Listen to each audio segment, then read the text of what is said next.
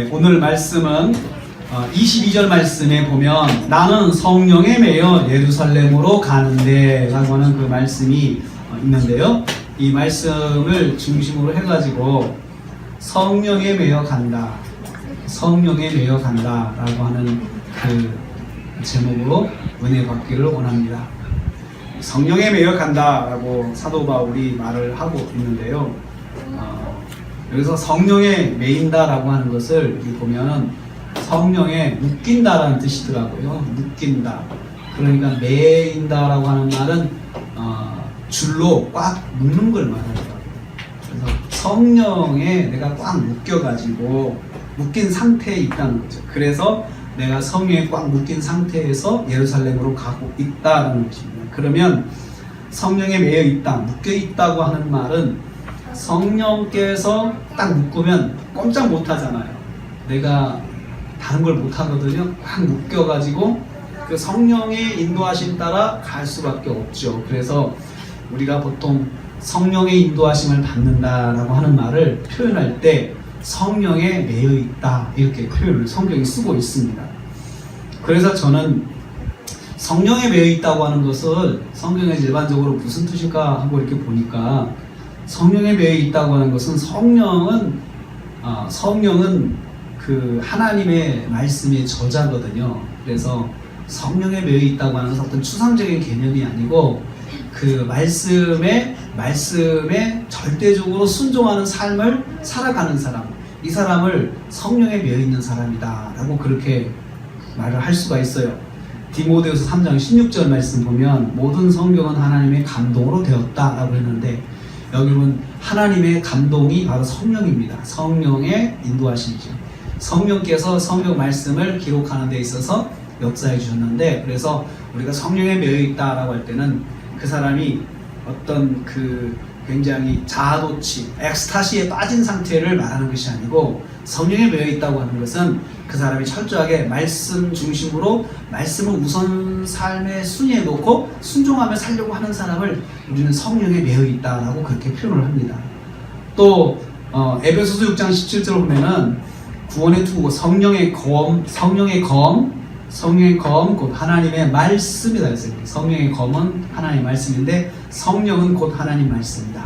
이렇게 표현을 하고 있어요. 그래서 거기서도 보면 우리가 성령에 매여 있다고 하는 것은 하나님 말씀에 매여 있다라고 그렇게 말을 합니다. 그래서 말씀 따라 전적으로 순종하려고 하는 마음이 이 속에서 그냥 막 일어나는 거예요. 또 강제로 되는 것이 아니고 자기가 자발적으로 내가 말씀 따라 살아야겠다라는 그런 생각이 막 이 마음속에서 이렇게 막 일어나는 거죠. 누가 시킨 것도 아닌데 그래서 성령에 매여 있는 사람이다 라고 그렇게 말을 합니다. 또 성령에 매여 있다고 하는 말을 오늘 우리는 이 사도 바울의 행동을 통해서 성령에 매여 있다고 하는 걸 구체적으로 이제 하나씩 알아볼 수가 있습니다. 우리나라에 복음을 전한 선교사님들이 많이 있습니다. 그 중에 이분들이 다 20대, 30대 초에 한국에 왔어요. 그 중에 토마스 선교사님은 대동강변에서 배를 타고 올라오다가 우리나라 관군의 공격을 받았어요. 그 배가 관군의 공격을 받아가지고 선원들이 다 죽임을 당했습니다. 끌려와가지고 참수를 하는데 이 토마스 선교사가 정말 20대 후반에 정말 젊은 청년인데 그분이 이제 자기에게 목을 자르려고 칼을 든 이 관군에게 그가 죽으면서 책을 하나 줍니다. 웃으면서 줍니다. 주고 그러니까 이 사람이 그냥 이 책을 봐서 무심결에 집어넣고 그냥 토마스 선교사의 목을 칩니다. 그렇게 돌아가셨어요. 그 성경을 받은 사람이 나중에 성경을 읽게 되고 그 사람이 회개해서 교인이 됐잖아요. 성도가 되잖아요. 그분들은 뭐 때문에 그 죽을 줄 알면서도 그 기쁜 마음으로 그 성경책 하나 품고 한국에 와가지고 크게 일한 것도 아니고 그냥 오자마자 허망하게 죽임을 당했거든요. 그 사람들을 우리는 성령에 매인 사람이다 그렇게 이야기를 해요. 성령에 붙들리면요 자기가 죽고 사는 것이 그렇게 중요한 게 아니에요. 성령에 매인. 또 아펜젤러 선교사님은 서울에서 이분은 이제 그 의수를 펼치면서 선교를 하는 분인데, 저 호남 지방에서 전라도에서 사역하는 선교사님들이 모임을 갖고 조선말로 성경을 번역하는 위원회를 만들었어요. 그래가지고 성경을 번역하자라고 하는 그 모임을 만들어 놓고 아펜젤러 선교사님에게 초청장을 보냈습니다. 같이 오셔서 이 작업을 좀 해주시기를 바랍니다 라고 그렇게 초청장을 보냈을 때, 아펜젤러 선교사님이 자기의 주 어떤 사역은 이 서울 쪽이고 그쪽은 전라도에서는 또 다른 선교 단체에서 선교사님들 하는 건데, 그걸 그렇게 중요하게 생각하지 않았어요. 그 요청을 받고 기꺼이 예스 하고 자기가 이제 가다가 이제 호남 지방으로 내려가는 길을 선택을 했는데, 말을 타고 가는 방법이 있고 배를 타고 가는 길인데 이분이 배를 타고 가는 방법을 선택했어요. 그래서 배를 타고 내려가다가 군산 앞바다에서 폭풍을 만났죠. 폭풍을 만나가지고 배가 다 뒤집혔어요. 배가 뒤집혀서 아펜젤러 선교사님도 거기서 익사하셨어요. 안타깝죠. 그렇죠? 근데 거기서 선교사님 익사를 해서 그 정말 그 시신을 찾았나 그것도 몰라요. 근데 어떻든 간에 여러분, 그분들이 뭐 때문에 이름도 없는 무명의 조선에 와가지고 그 허망하게 생명들을 다 버리냐 이거예요. 여러분, 저는 이것을 보면서 그런 생각을 해요. 정말 복음과 예수님이 뭐가 없으면 이 사람들의 죽음은 정말 개죽음이잖아요. 만약에 복음이 진실이 아니라면, 복음의 진실이 아니라면 정말 이름도 없는, 그리고 정말 가난하기 짝이 없는 이 조선 땅에 와가지고, 식민지 땅에 와가지고 이 땅에서 생명을 버려가면서 복음을 전하려고 하는 그런 마음을 가질 수가 있는 거예요. 이 사람들이 뭐 때문에 그러냐 이거죠. 이 사람들이 한결같은 공통점이 있어요. 성령에 매인 사람이에요. 성령에 매인 사람, 성령에 꽉 붙잡힌 사람들이에요. 그래서 하나님께서 그들의 마음속에 이 조선에 대한 그 뜨거움을 주신 거예요. 지도상에서 정말 이 존재감도 없는 이 조선이라는 나라에 하나님께서 그 사람들을 꽂아 놓으신 거예요. 너희들은 조선 땅에 가서 복음을 전하라. 그리고 지금처럼 비행기 타고 그냥 한 열몇 시간 비행기 타고 와서 올 수 있는 것도 아니고 화물선을 타고 와야 돼요. 일본에 와가지고, 일본에서 또 일본 가는 배는 많았죠. 그런데 일본에서 조선 가는 배는 많지가 않았어요. 그러니까 그 많지가 않기 때문에 항상 배는 10,000원이었고, 그리고 거기서 정말 이 배 티켓을 구한다고 하는 쉬운 것이 아니었죠. 그럼에도 불구하고 그들이 여기에서 몇 달씩을 기다리면서, 일본에서 기다리면서 조선으로 가는 길을 찾은 거예요.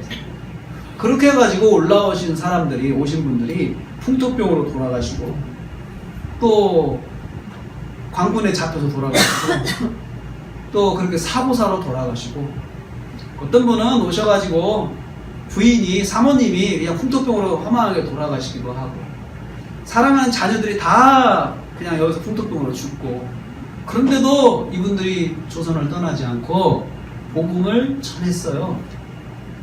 그래서 그분들이 그렇게 복음을 전해서 지금 오늘의 우리까지 복음이 지금 전달되고 있는 거예요. 이런 것들을 한번 보시려면 여러분, 저 양화진에 선교사님 묘지가 있어요. 거기 한번 다 가보세요. 양화진 선교사님 묘지를 한번 가보세요. 거기 보면 선교사님들이 거기 오셔서 정말 약관의 나이, 정말 다 젊어요.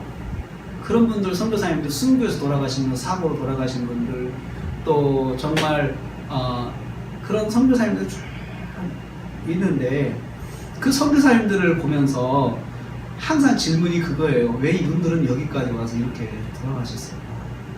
왜 이분들은, 무엇이 이분들을 이렇게 만들었을까? 오늘 우리는 이 성경을 보면서 사도 바울이 표현한 성령에 매여서 이분들이 그렇게 했다고 하는 것을 우리는 볼 수가 있습니다. 어떤 사람들은 성령에 매여 산다는 것을 신비한 음성을 듣고 생활하는 것이라고 말하는 사람들도 있습니다. 신비한 음성을 듣고, 또 어떤 사람들은 제가 조금 전에 말씀드린 것처럼 엑스타시 상태로 그냥 몸을 부르르 떨면서 뭔가 소리를 듣는 그런 것을 또 성령에 매여서 한다고 하는 사람도 있습니다. 그렇지만 그것은 성경이 말하고 있는 성령에 매여 있다라고 하는 그 표현하고는 전혀 상관이 없는, 다분히 사적이고 다분히 그런 그 주술적인 그런 형태를 말하는 것입니다. 그렇지만 이런 것은 있습니다. 성령께서 어떤 음성을 들려주셔서 그 사람에게 성령이 뭘 원하시는지, 하나님 뭘 원하시는지 깨닫게 하시는 것은 있습니다. 그런데 이것은 일반적인 통로가 아니, 일반적인 방식은 아닙니다. 특별한 상황에서만 일어나는 현상이죠. 특별한 상황에서만. 그래서 지금 제가 말씀하신 이 부분은 성경이 지금과 같은 형태로 존재하지 않았던 초대교회까지 AD 300년 그때까지만 존재했던 그런 어떤 흔하게 존재했던 형식이었습니다. 그리고 지금도 그런 부분은 없지는 않지요. 선교지라든지 또 정말 복음이 들어가지 못하는, 자유롭게 복음이 역사하지 못하는 그런 지역에서는 하나님께서 하나님의 뜻을 그렇게 계시를 통하여서, 우리는 계시라고 이야기하죠. 계시를 통해서 하나님의 뜻을 알게 하신다고 저는 생각을 합니다. 그리고 그것이 지금도 이란이나 중동 같은 이슬람 지역에서 수많은 사람들이 예수님을 믿고 그 사람들이 주께로 돌아오고 있는데, 그 현상 중에 하나가 바로 계시입니다. 사도 바울이 다메섹 도상에서 예수님을 만난 것처럼 그 아무도 하나님을 알려줄 수 없는 그 환경에서 예수님을 환상 중에 만나고, 이 사람들이 그 예수님이 자기들을 코란에도 예수가 선지자라고 표현되어 있거든요. 근데 그 예수가 단순한 이 선지자가 아니고 메시아라고 하는 사실을 계시를 통해서 알고, 이 사람들이 예수님께 돌아오고 있다고 지금 이란 지역에서는 그런 그 예수 믿는 사람들이 계속해서 일어나고 있던 선교 보고가 있습니다. 성령에 매인다고 하는 것은 이처럼 그냥 엑스타시 상태가 아니고, 이렇게 계시의 형태로서 성령께서 이렇게 인도하시는 사람, 이런 사람을 성령에 매였다라고도 표현하지만, 성경이 확정된 이후로부터는 말씀드린 것처럼 성경에 있는 말씀대로 행동하는 사람들, 성경의 말씀에 은혜를 받고 그 말씀대로 내가 살아야겠다 하고 말씀이 자기 삶의 규칙이 되어서 사는 사람들이 일어나고 있습니다. 그래서 하나님의 뜻이 무엇인지를 알게 하고, 또 하나님께서 원하시는 것이 무엇인지를 알게 되는 것입니다. 어떤 사람들은 성령에 매이는 것, 성령에 충만한 것을, 개인의 길흉 화복을 알려주는 것을 성령의 어떤 특별한 역사처럼 이야기하시는 분이 있습니다. 그런데 그것은 절대로 성경에서 말씀하고 있는 성령에 매여 있는 삶의 모습은 아닙니다. 개인의 기둥 화복을 이야기하는 것, 사업이 잘 되겠다, 안 되겠다, 뭐가 잘 되겠다, 안 되겠다, 너는 어디 오래 살 것 같다, 살 것 같지 않다, 그런 것을 이야기하는 사람을 또 우리는 교회 안에서 종종 봅니다. 근데 그것은 성령의 역사가 아닙니다. 성령에 매이는 역사가 아닙니다. 그건 우리가 꼭 상식적으로 알아서 그런 형태의 신앙을 가지고 있으면 좀 멀리 해야 돼요. 그런 사람은 멀리 해야 돼요. 멀리하고 닮지 않도록 노력해야 돼요. 닮지 않도록. 성령에 매이는 거에 대해서. 그래서 오늘 저는 사도 바울을 통해서 성령에 매여 산다고 하는 사람이 어떤 사람인지, 어떻게 사는 사람인지 한번 저희가 보고자 합니다. 17절부터 보면은요, 그 사도 바울이 이제 자기가 예루살렘으로 가야 되는 그 비전을 하나님 주셨어요. 근데 예루살렘은 로마로 가기 위한 하나의 방법이었어요. 그런데 사도 바울이 로마로 가라고 하는 성령의 인도하신 마음의 그 음성을 듣고 순종하기로 했는데, 문제는 뭐냐면 방법을 모르겠어요. 로마로 가야 하는데 방법을 모르겠어요. 그래서 이제 가야 되는데, 우선은 자기가 하던 습관대로 하나 하기로 했어요. 우선은 예루살렘 가는 것은 바울이 선교 사역을 하면서 항상 했던 그 루트예요. 그래서 예루살렘으로 가야겠다 결심을 했어요. 그래서 로마로 가기 위한 비전을 일단 실천하기 위해서 자기가 할 수 있는 것을 결정했는데, 그것은 바로 예루살렘 가는 거였어요. 그런데 예루살렘 가기 전에 에베소 교회로 사람을 보내가지고 장로들을 불렀다고 했어요. 왜 그랬냐 하면 두 가지 이유가 있습니다. 첫째는 에베소가 바울에게는 굉장히 위험한 지역이에요. 그 에베소에는 바울이 그냥 현상범 같은 존재예요. 에베소 지역의 사람들이 바울을 싫어하거든요. 거기에 있는 유대인들, 그리고 거기에 있는 그 우상장사하는 사람들, 이런 사람들이 바울이 이미 그 도시를 휘저어놨기 때문에, 그래서 자기들이 경제적 타격을 심하게 얻게 됐죠. 그래서 이 사람들이 바울을 싫어하는데 바울이 눈에 띄면은 가만히 있지 않아요. 그래서 그런 위험 때문에도 안 갔지만, 또 하나는 그 예루살렘과 반대 방향인 거예요, 에베소가. 그래서 다시 거리가 예루살렘에 멀어지니까 차라리 자기가 시간을 벌기 위해서, 오고 가는 시간을 벌기 위해서 에베소 교회 장로들을 부른 거예요.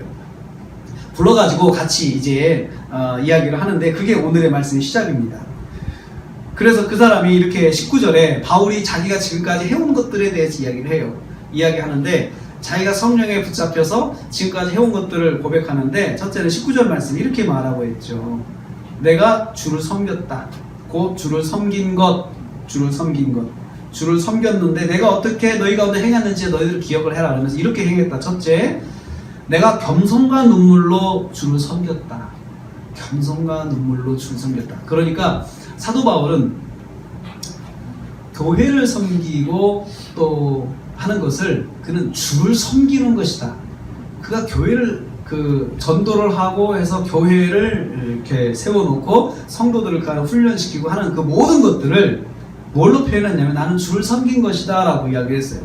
섬긴다라고 하는 말은 종이 되어서 봉사하고 복종하는 걸 말해요. 종이 되어서 봉사하고 복종하는 삶을 살았다. 그러니까 예수님이 종이 되어서 봉사하고 복종하는 삶을 살았다. 교회 안에서 사람을 섬긴 것이 아니고 자기는 주님을 섬겼다는 거죠. 그래서 우리가 그렇게 이야기하잖아요. 제가 우리 성도님들 말씀을 가르쳐요. 말씀을 가르치고 말씀을 전해요. 그러면 우리는 보통 그렇게 표현하는데, 내가 성도님들에게 말씀을 전했다, 그렇게 표현을 할 수 있잖아요. 그래서 사도 바울은 그런 표현을 안 썼어요. 내가 주를 섬겼다.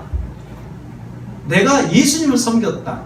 성도 한 사람에게 말씀을 전하는 것은 내가 예수님을 섬기는 것이다. 그렇게 표현한 거예요. 그러면서 그들을 섬길 때에 눈물과 겸손, 첫째는 겸손함으로 하나님 앞에서 겸손함으로. 그러니까 그 사람 앞에서 겸손한 것이 아니고 하나님 앞에 자기를 낮춰서 그 사람을 대하는 거죠. 그러니까 상대가 볼 때는 항상 그 사람은 나를 보면서 내 앞에서 겸손하게 행동했다고 표현을 하죠. 그런데 사실은 이 사람이 함께하고 있는 하나님을 생각하는 거예요, 사도 바울이. 그래서 이 인격을 존중하는 것이 하나님이 함께하는 사람으로서 인격을 존중해 주는 거예요. 하나님이 돌보는 사람으로서, 하나님이 도와주시는 분으로서, 그렇게 또 하나님이 예수 그리스도를 통해서 구원해 주신 아주 소중하게 여기시는 분이다라고 하는 생각으로 그가 그 성도 한 사람 한 사람을 섬긴 거죠. 그래서 그것을 그는 주를 섬겼다, 겸손으로 주를 섬겼다라고 말을 하고 있어요. 또 눈물로 주를 섬겼다. 눈물로. 그 분 한 사람을 세워주기 위해서 얼마나 많은 눈물을 흘려야 할까요? 때로는 오해를 받죠. 어떤 때는 안타깝죠. 어떤 때는 정말 마음이 답답하죠. 성령에 붙잡힌 사람들은 그렇습니다. 내가 시험을 당하면서도 유대인의 관계로 인한 시험을 당하면서도 내가 주를 섬겼다. 시험은 사실 핍박이잖아요. 생명의 위협이잖아요. 생명의 위협을 받으면서도 그가 참고 포기하지 않고, 내가 저 사람 구원시키려고 내가 이렇게까지 고생할 필요가 있을까? 내가 이렇게 생명까지 걸 필요가 있을까? 라고 생각이 들지만 그것도 참고 내가 주를 섬겼다. 사실은 우리가 예수님을 섬기는 것은 내가 직접 예수님을 섬기는 것이 참 쉬워요. 예수님 섬기는 게 쉬워요. 그런데 내가 사람을 통해서 예수님을 섬기는 게 제일 어렵습니다. 근데 성경은 뭘 말하냐면, 예수님을 섬긴다, 하나님을 섬긴다고 하는 것은 내가 1대1로 어떤 예배나 의식을 통해서 하나님을 섬기는 것을 말하는 것이 아니고, 그것만 말하는 게 아니에요. 그것은 기본이에요. 그리고 또 우리가 하나님을 섬긴다는 게 뭐냐면, 옆에 있는 성도들, 내가 아까는 사람들을 통해서 하나님을 섬기는 거예요. 사람들을 통해서 하나님을 섬기는 거죠. 그 사람들을 어떻게 대하느냐? 사도 바울이 말을 주를 섬기듯이, 죽게 하듯이, 그리고 내가 주님을 섬기는 마음으로 그 사람 한 사람을 대하였다라고 했습니다. 그러면서도 20절 말씀 보면, 내가 꺼림이 없이 내가 행동했다. 꺼림없이 행동했다. 그러니까 움츠리지 않는, 꺼리다고 하는 말은 움츠린다는 뜻이죠. 움츠리지 않고 위축되거나 물러나지 않고 섬겼다. 그렇다고 해서 여러분 조심하고 세심했다는 것이 아니고 옳은 거에 대해서는, 바른 거에 대해서는 너희에게 유익한 것은 무엇인지 전하는 것을 꺼리지 않았다. 정말 저분에게 영적으로 유익하다 그러면은 물러서지 않고 이야기했다는 거죠. 이렇게 하면 좋습니다. 예배를 꼭 드려야 됩니다. 주일 성수 꼭 해야 됩니다. 사실은 이런 말을 하기는 쉽진 않아요. 왜냐하면은 상대방이 주일 지키지 못하고 있을 때 주일을 성수해야 됩니다. 그 말을 하는 것은 사실은 그 본인이 부담스럽잖아요. 그런데 여기 보면 이렇게 해서 유익한 것이라면 무엇이든지 내가 권했다. 주저하지 않았다는 거죠. 이 사람에게 유익한 것은 내가 주저하지 않고 했다는 거죠. 여러분 우리가 자녀들을 키울 때 그렇잖아요. 원칙이 그거잖아요. 이 자녀가 유익하게 하도록 내가 애한테 요구하잖아요. 너의 유익을 위해서 이렇게 했으면 좋겠어 라고 설득도 하잖아요. 그래서 우리가 부모의 심정에서 보면은 유익한 것이라면은 어떤 것은 강제로라도 하게 하잖아요. 이건 꼭 해야 돼. 먹는 문제예요. 아이가 편식을 해요. 그러면 편식하지 않게 하기 위해서 먹으라고 이야기를 해요. 이거 안 먹으면 강제로라도 설득하잖아요. 이거 먹으면 병에 걸려. 이거 안 먹으면 병에 걸려. 이거 너 자꾸 이렇게 편식하면은 무슨 병에 걸려. 그래 꼭 먹어야 돼 라고 하면서 설득하잖아요. 유익한 것이라면 꺼리지 않았다. 위축되지 않았다. 뒤로 물러가지 않았다. 그러면서 했어요. 그러니까 주님을 섬기는 마음으로 섬길 때, 성도들을 섬길 때 정말 영적으로 유익한 거면은 이렇게 해야 된다고. 그렇게 해가지고 또 욕을 먹어요. 너는 꼭 입만 벌리면 그런 소리만 하냐 하고 소리를 듣지만 영적으로 유익하니까 그것을 내가 소리를 들으면서 꼭 권하는 거죠. 이렇게 했다는 거예요. 사도 바울이. 그래서 사도 바울은 사실 사도 바울을 좋아하는 사람도 많았지만 싫어하는 사람도 많았어요. 싫어하는 사람도 많았어요. 사실 교회에서 그렇습니다. 어떤 부분에서 내가 믿음으로 하려고 하다 보면은 어떤 부분 사람들이 나를 싫어할 수 있어요. 이유는 딱 한 가지예요. 사단은 입만 열면 꼭 저런 소리만 하니까 싫은 거죠. 우리 그렇게 하면 주님이 기뻐하지 않습니다. 그 말을 함부로 하면은 막 하면은 사람들이 싫어해요. 주책이다 그러고 어떤 사람은 참 분위기 싸해. 왜 가쁜 싸야 그냥 완전히 왜 그렇게 만드는지 모르겠어 라고 하는데요. 그런데 여러분 거기에 위축되면 안 돼. 그런 것을 위축되면 안 되는 거죠. 물러서면 안 되죠. 영적으로 유익한 거니까. 근데 나중에는 사람들이 그 인정을 해요. 다. 그 사람이 그러면은 맞아. 그 사람이 정말 사심이 없어. 우리를 영적으로 정말 사랑해서 그런 말을 해. 라고 그런 걸 나중에 인정을 하죠. 근데 그때까지는 사람이 힘들어요. 근데 사도 바울이 그렇게 했다는 거예요. 그렇게 했다는 거예요. 그리고 또 증거하는 것을 그가 물러서지 않았어요. 증거하는 거. 21절 말씀은 유대인과 헬라인들에게 복음을 증거했어요. 증거하는 것을 물러서지 않았어요. 그러니까 뭐냐면 성령에 사로잡힌 사람은 21절 말씀 보면 말씀을 증거하는 것을 제대로 하는 거예요. 이 사람은. 증거하는 것을. 사도 바울은 그렇게 했다는 거죠. 성령에 붙잡힌 사람 바울은 믿음을 증거하였는데 두 가지를 증거했어요. 첫째는 여러분 믿음에 대한 내용이 두 가지가 성경에 소개돼요. 첫째는 회개에 대한 믿음, 하나님께 대한 회개에 대한 믿음. 믿음을 우리가 전한다 할 때 어떻게 누구에게 믿음을 가르친다. 첫째 가르칠 때 회개를 가르쳐야 돼요. 회개는 하나님 앞에서 회개를 가르칩니다. 하나님에 대한 회개와 하나님에 대한 회개. 하나님 앞에서 내가 죄인입니다. 이것을 가르쳐줘야 돼요. 그 사람이 하나님 앞에 죄인이라는 걸 가르쳐줘야 돼요. 근데 그게 참 어렵습니다. 그렇지만 일단은 알려줘야 돼요. 나는 하나님 앞에 죄인입니다. 왜? 나는 하나님 떠났고 하나님 말씀대로 살지 않았고 믿음으로 예수 믿으면서 하나님 말씀대로 살지 못한 적이 많았고 또 지금도 늘 내 중심이고 내 생각대로다 라고 하는 것 자체가 내가 하나님과의 관계에서는 죄라고 하는 것을 알게 해야 돼요. 두 번째는 바울이 가르친 믿음은 두 번째가 예수 그리스도에 대한 믿음이죠. 예수님은 나의 구주시다. 나를 구원하신 분이시다. 이것을 믿게 하는 것을 가르쳤다는 거죠. 그런데 이 두 가지가요. 대상이 누구였냐? 유대인한테 가르쳤어요. 유대인들은 아주 그 소리 듣기 싫어하죠. 예수님 소리 듣기 싫어하는 사람은 유대인들이에요. 그리고 유대인들은 율법적으로 자기가 의롭다 생각하고 있는데 그 사람들에게 당신은 예수님 하나님께 대한 죄인이요 라고 말하는 것이 쉽지가 않죠. 날라오는 게 주먹이요 돌이었습니다. 그런데 사도 바울이 전했어요. 왜냐하면 이것은 사도 바울이 그 사람들을 정죄하는 차원에서 한 것이 아니고 하나님께서 말씀하신 거라고요. 죄인이라고. 하나님을 바로 섬기지 못한 죄인이라고 가르치라고 했어요. 알려주라고 하니까 그렇게 한 거죠.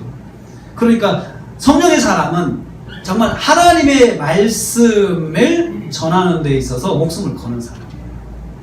제가 소개한 선교사님들 두 분처럼 하나님 말씀을 전하는 거, 그분들도 오셔서 우리에게 가르쳐 주신 게 그거였어요. 우리는 하나님 앞에 죄인입니다.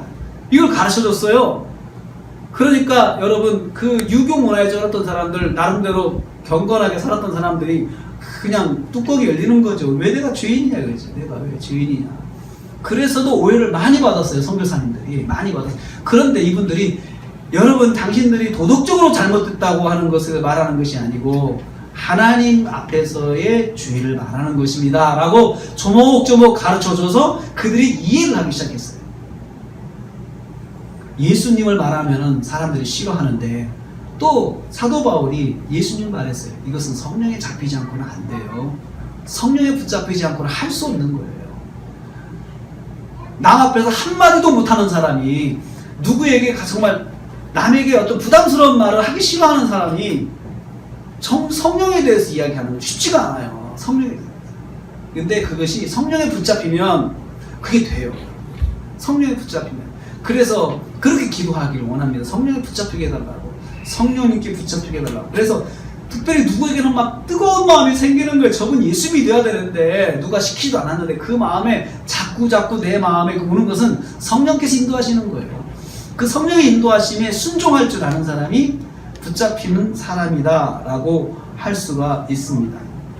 바울은 성령에 붙잡혀서 인생이 변한 사람이에요. 인생관이 바뀐 사람이에요. 그는 인생의 주인을 바꿨습니다.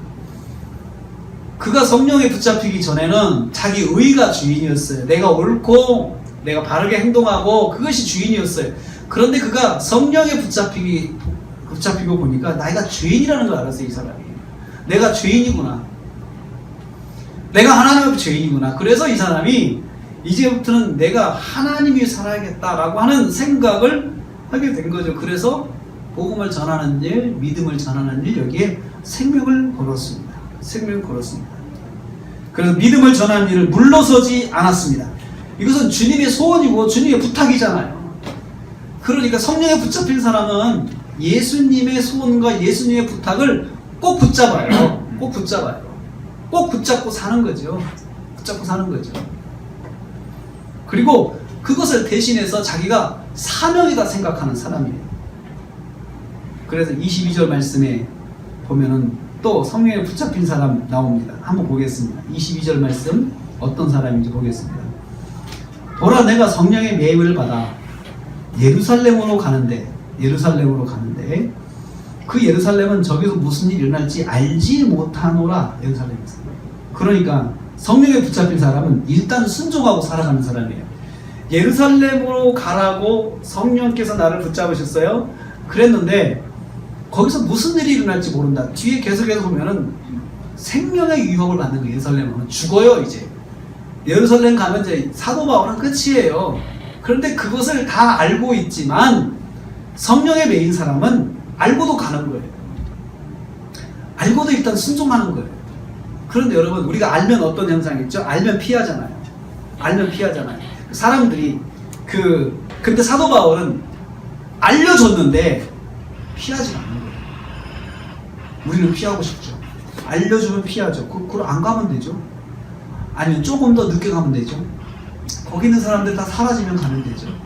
그리고 사람을 보내가지고 정탕을 좀 한 다음에 그 상황이 어떤 분위기 어떤지 본 다음에 그리고 보내자 라고 할 수도 있잖아요. 그런데 사도 바울은 알면서도 일단 순종했어요. 성령의 사람 어떤 사람이냐? 알면서도 순종할 줄 아는 사람. 내게 피해가 있는 줄 알면서도 내가 만약에 주님 뜻대로 가는 거라면 그 피해야 감당할 수 있지 하면서 가는 사람이에요. 그게 성령의 사람이에요. 신앙생활 하면서 우리가 날마다 피해만 보고 또 어려움만 당하는 그 신앙생활의 길은 아니에요. 그런데 어떤 때는 내가 믿음을 선택한 것 때문에 곤란과 어려움이 있을 것이 예상이 될 때가 있어요. 그때도 성령의 사람은 이것이 만약에 주님의 뜻이라면 내가 붙잡아야 되겠다. 이렇게 생각하는 사람이 성령의 사람이에요. 성령의 사람. 그렇다고 해서요, 무조건 당하고 피해만 보라는 게 아니에요. 어떤 때는 내가 필연적으로 이것을 해야 되겠구나라는 생각이 들 때가 있어요. 필연적으로. 어떤 경우는 사도 바울이 도망가는 경우 있어요. 예루살렘에서 처음에 예수 믿고 복음을 전할 때 유대인들이 죽이려고 하니까 예루살렘 성벽에서 광주리로 쭉 광주리 타고 도망간 적이 있었어요. 성령의 사람은요, 도망갈 땐 도망갈 수 있어요. 그건 피해야 될 상황이다라고 하면 피할 수 있어요. 그런데 지금 예루살렘에 가는 것은 여러 사람들이 경고하고 또 성령께서도 알려주셨는데도 불구하고 지금은 자기가 가야겠다 생각을 한 거예요. 지금은 때가 피할 때가 아니고 자기가 부딪혀야 될 때라고 생각을 한 거예요. 하나님의 때를 아는 사람이에요. 하나님의 때에 맞춰가지고 고난 받을 건 받을 줄 아는 사람이 그 사람이 성령의 사람이에요. 결박과 환난이 기다린다. 23절 말씀 보면 성령이 내게 증거하셨는데 성령께서 또 알려주셨어요. 성령께서 묶어 놓으시고도 알려주셨어요. 네가 이대로 가면 예루살렘에서 결박과 환난이 너를 기다리고 있다. 그러니까 어떡할래? 그래서 많은 사람들이 사도 바울에게 와서 제발 이번만큼은 피하라. 제발 이번만큼은 가지 마라. 라고 하면서 예언 기도하는 사람들, 교회 안에 여러 어른들, 또 교회 안에 신실한 사람들이 사도 바울에게 부탁을 했습니다. 제발 이번은 좀 피해 주십시오. 라고 했는데 사도 바울이 그 말을 듣고도 제발 이번만큼은 여러분들 이 말을 그만해 주십시오. 부탁을 해요. 이제는 이것은 내가 받아야 될 자리입니다. 라고 하면서 사람들의 마음을 받았지만 그것을 거절을 해요. 그러면서 더 이상 나를 이것 가지고 괴롭게 하지 마십시오. 하면서 부탁을 해요. 정중하게 부탁을 해요. 여러분들의 마음을 알지만 이것은 제가 감당해야 되는 것입니다. 그래서 오늘 에베소 장로들한테도 그 말을 해요. 우리가 마지막이요, 지금. 우리가 마지막 만남입니다. 우린 더 볼 수 없습니다. 그러니 여러분, 이제 교회에 가서 이렇게 예수님을 잘 섬기십시오 라고 부탁하기 위해서 에베소 장로들을 부른 것입니다. 사도 바울은 환난과 핍박이 기다린다고 하는 그 상황 속에서 그래도 자기가 받은 사명이 먼저다라고 생각을 했습니다. 그래서 그 상황에서 그가 예루살렘으로 달려가겠다라고 했습니다. 이런 상황을 알지만 바울의 마음가짐은 24절에 또 나와 있어요. 내가 나의 생명을 조금도 아끼지, 조금도 귀한 것으로 여기지 아니한다. 내가 여기지 아니한다. 여기서 여기지 않는다는 건 여기다라고 하는 계산한다는 뜻이거든요. 내가 내 생명을 귀한 것으로 계산해 놓지 않는 거예요. 그러니까 생명을 내가 드릴 가치가 있을까? 이렇게 계산할 수 있잖아요. 내가 이렇게 하는 것을 과연 내게 이익일까 손해일까? 이런 계산이 있다는 거죠. 예루살렘 가는 것이 이익일까 손해일까? 계산을 해봐도 뻔하죠. 손해죠. 그렇지만 사도 바울은 나는 그거 계산하지 않기로 했다. 그 계산하지 않기로 한 목적이 있어요. 목적 거기 나오는데요. 나는 마치기 위해서 나의 달려갈 길을 마치기 위해서 다 마친다라고 하는 것은요, 그 완성한다는 뜻이에요. 완성. 내가 달려갈 길을 다 완성하기 위해서 나는 계산하지 않기로 했다. 인생은 사람들은 계산에 박습니다. 계산하라고 그럽니다. 심지어 우리가 교회 봉사하면서도 계산하고 봉사할 수 있어요. 내가 봉사하면 자식이 잘 되고, 내가 봉사하면 뭐가 잘 되고, 내가 봉사하면 내가 잘 되고, 내가 봉사하면 뭐가 되고, 사실 그런 계산이 있죠. 근데 사도 바울은 우리한테 그런 말을, 성령의 사람은 계산하지 않는다는 거죠. 계산하지 않는다는 게 뭐냐면 하나님께 맡기는 걸 말하는 거예요. 계산 않고 하나님께 맡기는 거예요. 하나님 해주십시오. 나는 하나님께서 다 알아서 해줄 거 믿어 라고 하고 계산 안 해 라고 하면서 그냥 그 계산서를 찢는 거예요. 사람들은 많은 계산서를 가지고 당신 이런 복을 받을 것이요 라고 말을 하겠지만 사도 바울은 그걸 찢고 시작한 거예요. 난 그걸 계산하지 않습니다.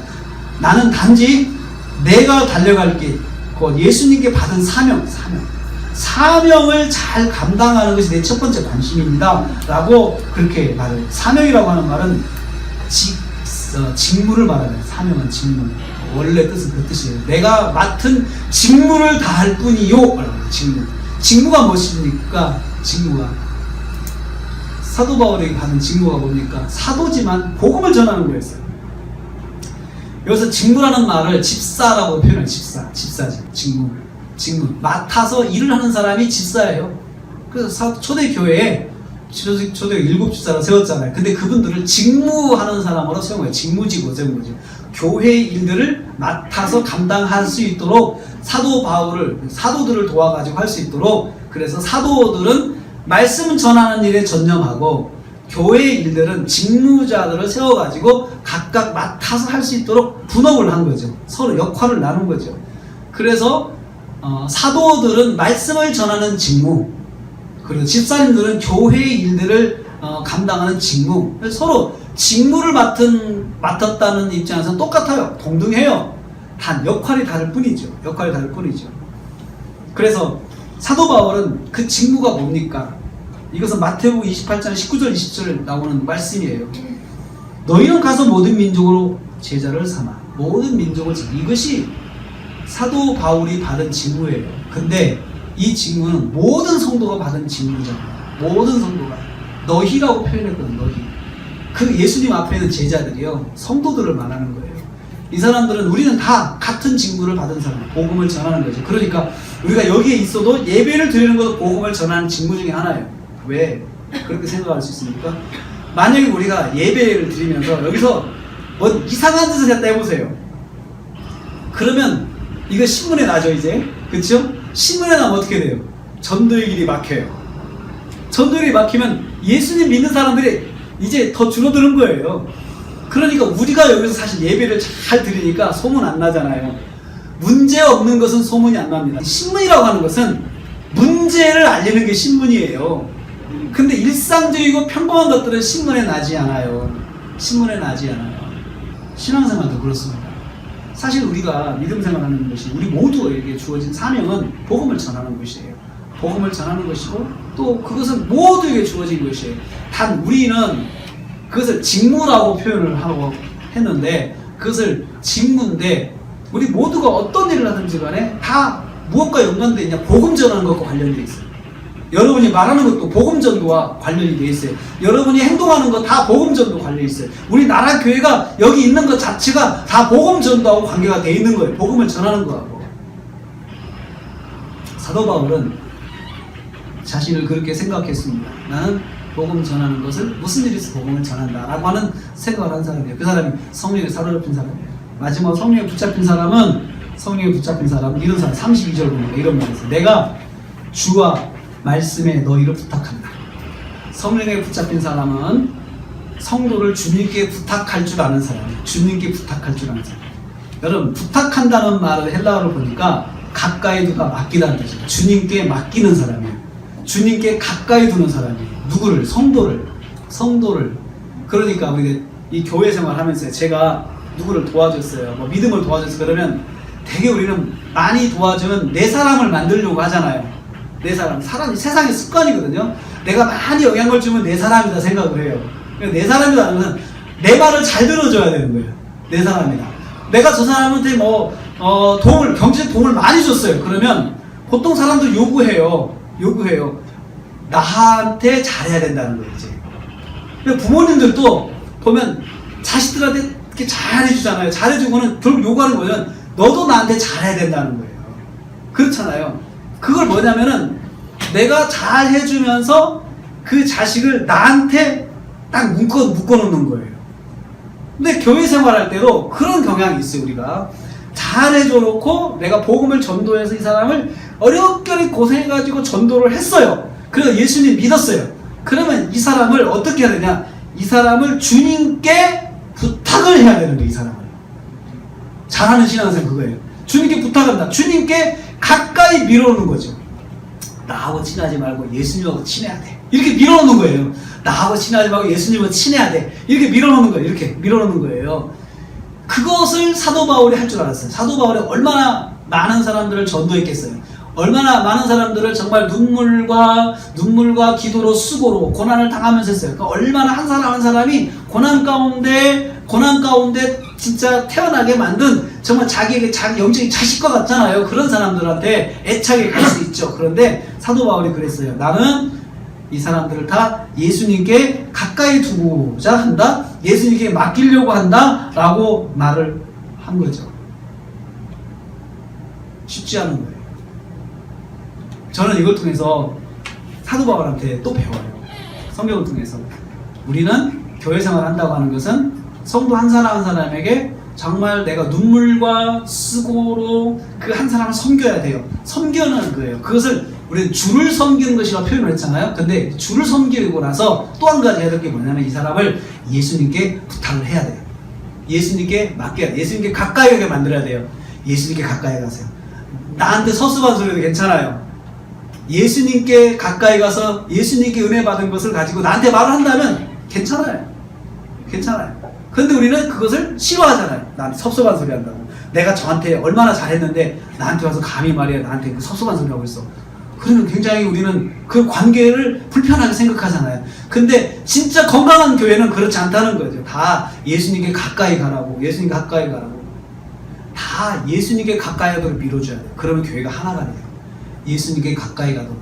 예수님께 가까이 가세요. 그렇게 하면 내가 사심을 가지지 않으면 내 진심이 통할 수 있어요. 저분이 사심 가지고 나한테 권하는 게 아니고 정말 사랑으로 나한테 권하는 거야 라고 하는 그러한 진심이 통할 때 이 사람이 내 권면을 들을 수가 있어요. 내 권면을. 사도 바울은 그렇게 성도들을 주님께 가까이 가도록 보냈습니다. 주님과 가까이 하세요. 자꾸 내 눈치 보지 마세요. 주님과 가까이 하세요. 주님 가까이 하시고 이제부터는 저도 집사님한테 말씀을 정말 은혜 받은 거 내가 틀린 거 있으면 들어야 돼요 하면서 그렇게 생각을 했다는 거죠. 쉽지 않은 거지만 사도 바울이 그렇게 생각을 한 거예요. 그런데 지도자들은 특별히 그런 생각을 가져야 돼요. 지도자들은 성도들을 주님께 가까이 가도록 밀어주는 역할을 해야 된다는 거죠. 참 그거 어렵습니다. 어려운데 다들 내 사람 만들잖아요. 그런데 하나님께서 교회를 보살피는 사람으로 교회 감독자로 지도자를 세웠잖아요. 목사는 교회 감독자예요. 감독자라고 하는 것은 보살피는 사람이에요. 그런데 그 감독자의 교회가 아니라고 했어요. 28절 말씀 보세요. 뭐라고 했습니까? 28절 말씀 보면 그 감독자의 교회가 아니고 누구 교회라고요? 여러분은 자기를 위하여 온 양떼를 삼가라. 성령이 그를 여러분을 감독자로 삼고 하나님이 자기 피로 사신 교회를 보살피게 하셨다. 하나님의 교회를 보살피라고 감독자로 세운 사람이지 네 교회 만들려고 한 것이 아니라는 거잖아요. 네 교회 만들려고 감독자로 세운 게 아니고 하나님의 교회를 보살펴 주라라고 한 거죠. 위임한 것이고 위탁한 거죠. 그래서 우리 교회가 우리 그 목사를 세울 때 위임 목사라고 해요. 담임 목사를 위임 목사라고 분명히 이야기를 해요. 위임이지 네 거가 아니라는 거예요. 그래서 정식 명칭은 위임 목사예요. 위임 목사. 사도 바울이 자기를 위임 받은 하나님께 위임 받은 교회를 돌봐주라고 위임 받은 사람이지 내 거라고 주신 적이 없다는 거죠. 교회를 그렇게 소개를 해요. 아멘이죠. 하나님의 피로 값주고 사신 교회를 돌봐주라고 하나님이 세운 직분자예요. 그리고 사도 바울 29절 말씀 보니까 어떤 고난이 와도 그 속에서 양떼를 지키려고 수고했어요. 그리고 그러면서도 어떻게 했어요? 제자들을 끌어 자기를 따르게 하려고 어그러진 말을 하지 않았다. 그러면서도 사람들을 자기를 따르게 하려고 잘못된 교리를 가르치는 경우, 잘못된 교리, 이단들이 그거예요. 이단들은 그 교회 안에 있는 성도를 자기를 따르게 만들려고 어그러진 말을 가르치는 사람, 어그러진 교리. 그래서 다시 32절 말씀 보면 성도를 주님께 부탁한다는 말은 하나님의 말씀으로 성도를 든든히 세우는 것을 말하는 거예요. 성도를 하나님의 말씀을 잘 세워줘요. 잘 세워주고 그리고 잘 세워주고 그 말씀 따라 성도가 살도록 도와줘야 되는 거죠. 그런데 여러분 교회에서 성경을 잘 안 가르치는 경우에 목사님들이 성도들이 많이 하면 귀찮다라는 말을 하는 사람이 귀찮다. 목사님이 성경을 교인들이 많이 하면은 좀 귀찮으니까 성경을 안 가르치는 경향이 있다라고 그렇게 이야기를 해요. 뭐가 귀찮은데요? 교인들이 이거 잘못됐습니다. 하나님 말씀에 위배되지 않습니까? 라고 말하는 걸 싫어하는 거예요. 싫어하는 거죠. 그것은 성도를 주님께 부탁하는 것이 아니에요. 성도를 내 입맛에 맞는 사람으로만 만드는 것을 말하는 것이에요. 그러기 위해서 그는 헛된 말을 가르치지 않고 눈물과 기도로 성도들을 가르쳤어요. 눈물을 흘리면서 주님 우리 믿음이 자라게 해주십시오. 사실 그렇습니다. 믿음이 자라는 것이 사실 우리 목사님들의 기쁨이죠. 성도가 믿음이 자라는 거. 그렇지만 여러분 슬픔이 있어요. 믿음이 자라지 않는 게 슬퍼요. 믿음이 좀 자라면 참 좋겠어요. 근데 믿음이 항상 그 상태, 조금 더 올라가려고 그러면 또 떨어져요. 조금 더 올라가려고 그러면 또 떨어져요. 그럴 때 참 마음이 안타까워요. 바라는 거 없는데 믿음이 자라서 좀 스스로 믿음 생활을 하는 것을 바라거든요. 그런데 그것이 안 되면 참 마음이 슬퍼요. 마음이 슬퍼요. 자라는 것을 위해서는 가장 중요한 게 말씀으로 먹이는 거예요. 자란다고 하는 것이 이 사람이 하나님 말씀이 무엇이고 하나님 뜻이 무엇이고 해서 하나하나 알아가면서 스스로 생각하면서 행동하게 만드는 거죠.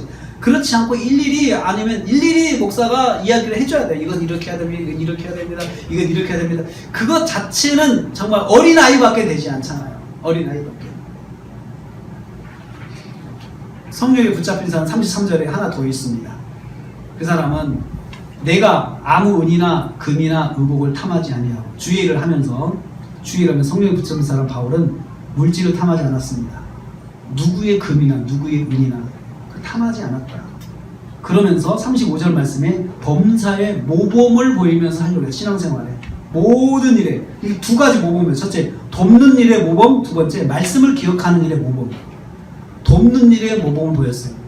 그냥 지도자는 먼저 섬기는 일의 모범을 보여야 돼요. 이렇게 하는 거구나 보여주는 거죠. 그 다음에 두 번째, 말씀을 기억하는, 말씀대로 사는 것에 대해서 모범을 보여야 된다는 거죠. 그러면서도 돈이나 의복에 관심 갖지 않았다. 자기가 돈이나 의복을 탐하지 않았다. 사실 여러분 그것이 사람은 다 누구나 있습니다. 돈에 대한 관심 왜 없겠어요?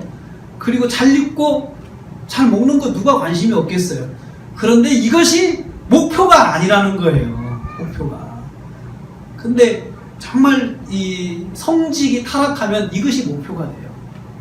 사랑하는 성도님들, 성령에 붙잡힌 사람은 물질을 탐하지 않아요. 물질이 목표가 되죠. 여러분들에게 가난하게 살려고 하는 것이 목표가, 말씀드린 게 아니에요. 정말 성령에 붙잡힌 사람은 우선순위가 그게 아니라는 거예요. 우선순위가. 그래서 어떤 때는 물질이 목표면 사람을 상처를 줄 수 있거든요. 또 사람한테 섭섭하다 소리 들을 수가 있거든요. 그게 여러분 내 물질을 지키려면 그럴 수밖에 없어요. 그런데 우리 예수 믿는 사람은, 성령에 사로잡힌 사람은 그렇지 않다는 거죠. 우리 시대가 다시 성령께 붙잡힌 성도를 부르고 있습니다. 우리 시대가 성령에 붙잡힌 교회를 요청하고 있습니다. 교회가 제발 성령에 붙잡혔으면 좋겠다. 성도들이 보고 싶은 교회 모습인 거예요. 성도들이 보고 싶은 지도자의 모습, 성령에 붙잡혀 있는 지도자. 성령에 붙잡혀 있는 지도자. 우리 시대가 이렇게 갈급하고 있어요. 누구를요? 성령에 붙잡힌 사람들 갈급하고 있어요. 저와 여러분이 이렇게 성령에 붙잡힌 사람들이 되었으면 좋겠습니다. 그래서 이 시대에 사이다 같은 교회, 이 시대에 사이다 같은 성도, 좀 우리가 되었으면 좋겠습니다. 우리가 이 시대에 사이다 같은 교회가 되었으면 좋겠습니다. 그리고 저나 여러분이 그런 교회를 놓고 기도했으면 좋겠습니다. 그래서 여기에 우리가 많이 모여가지고 북적북적 거리면 좋지만 많이 모였는데 모두가 육체에 사로잡힌 교인이다. 얼마나 고통스럽겠어요. 모두가 성령에 사로잡힌 교인으로 북적하면 교회는 행복합니다. 진짜 행복해요. 믿을 곳은 교회밖에 없다. 그 소리 나오잖아요. 교회 가는 것이 정말 기쁨이잖아요. 그런 교회가 됐으면 좋겠습니다. 그런 교회로 이 시대에 성령에 붙잡힌 사람들, 성령에 붙잡힌 목사, 성령에 붙잡힌 교회, 이러한 것을 우리가 이루어가는 그런 교회가 되시는 주님의 이름으로 축복합니다. 기도하겠습니다. 하나님 감사합니다.